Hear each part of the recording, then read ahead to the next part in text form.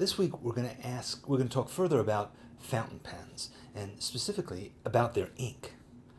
What's the difference between all these different brands of ink? And which kind is best for drawing with a fountain pen? We'll ask Deborah Basel, our resident pen expert. She's a calligrapher who writes for the Bible of pen collecting, Pen World International. She's also a student at Sketchbook School.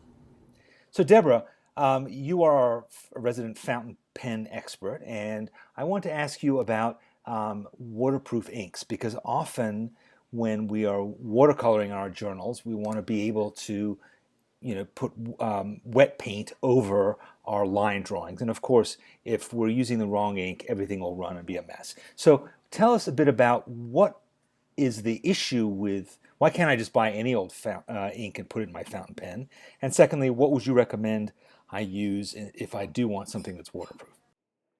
Well, the inks used to be waterproof, and they used to be made from iron gall.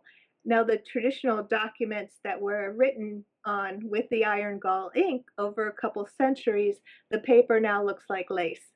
So the iron gall came into disfavor, and people wanted inks that weren't going to disintegrate their fountain pen. So other inks that were a dye component and water based came into popularity, and most of them are not waterproof. So you can still get some of the iron gall inks. Mont Blanc makes a blue black that's got the iron gall component, and it is waterproof. There's a pen company called Sailor. They make a carbon black ink, and I believe that Pilot also makes a carbon black ink.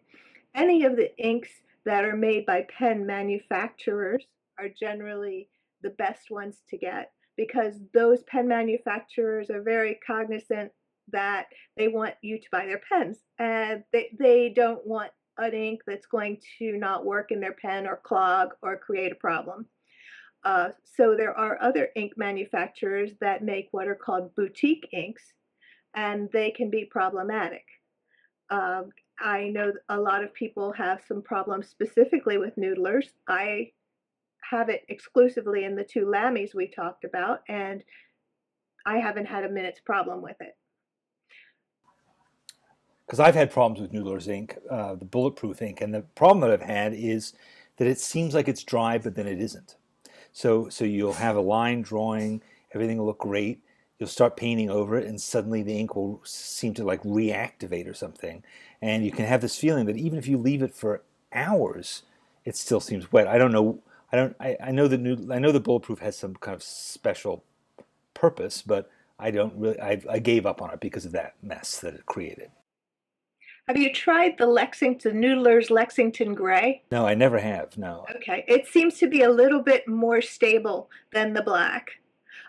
Nathan Tardif is the person who makes these inks, and he likes to experiment. He's not a pen manufacturer, and every batch of ink can be a little bit different.